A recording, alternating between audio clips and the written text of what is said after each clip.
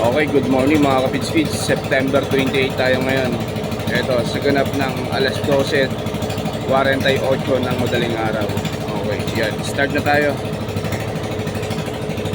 Ito si Batch 62, second bawas to mga kapits-pits ngayong araw na to. Update ko kayo mamaya kung ano mangyayari.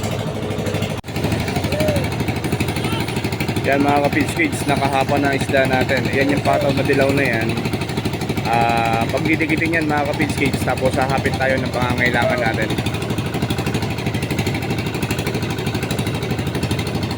Yan, pinagdidikit na mga kapits-pits para makakuha tayo ng kailangan natin. Dahil ang target natin ngayon sa isang flatboat, sa first flatboat natin, 180 to 200 tubs maximum. Yan.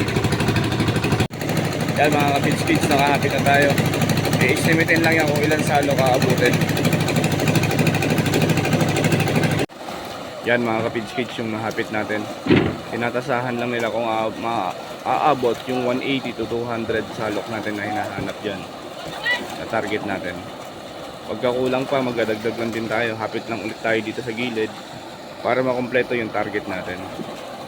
Okay mga kapits-pits, simulan na tayo. Ito na tayo ngayon. Yan, nakaka 21 salok na tayo. Estimate ABW mga 886 grams. Tambog natin to ng Marso, kaya batang isda pa to. Yan, 4,615 kinakain na feeds.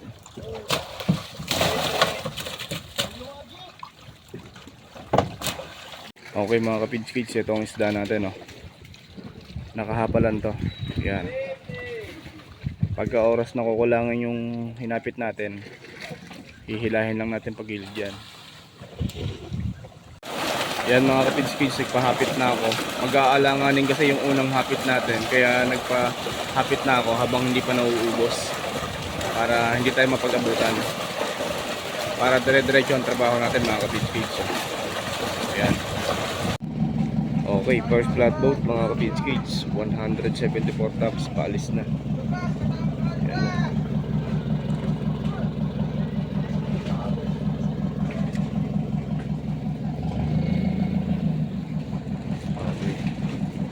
Dan 174.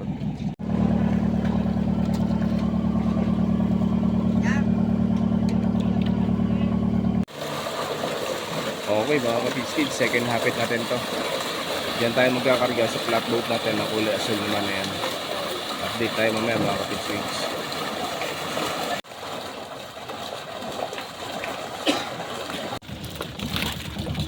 Ito, 183 na. Plus yung 174 natin kanina mga kapids-kids. Abutin ng 200 to, meron pa tayo ito.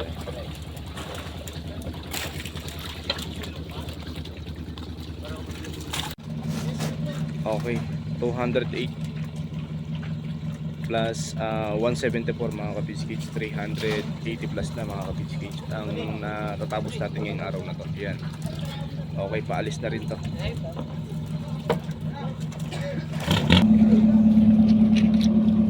Yan mga kapids-kids, bumabiyahe na. 208 tops yan. Second flatboat natin.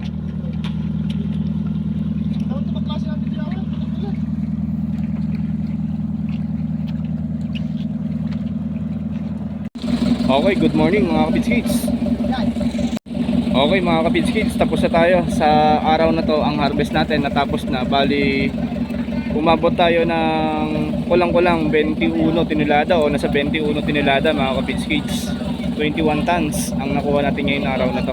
Bali, yung first flatboat natin ay 174 tubs sa 47, kayo na bahala magkwenta. At saka yung second flatboat natin ay 208 sa 47 na lang din ang average na to mga kapids-kids. Tapos yung ito ngayon dala natin, isang 72 tubs to mga kapids-kids. Yan lahat na nakuha natin dito kay Batch 62, second bawas, kaya nasa 21 tinilada to. Mga kapids-kids, tapos na tayong harvest. Magisiling naman tayo sa Santa Cruz Gama. Update ko kayo sa mangyayari.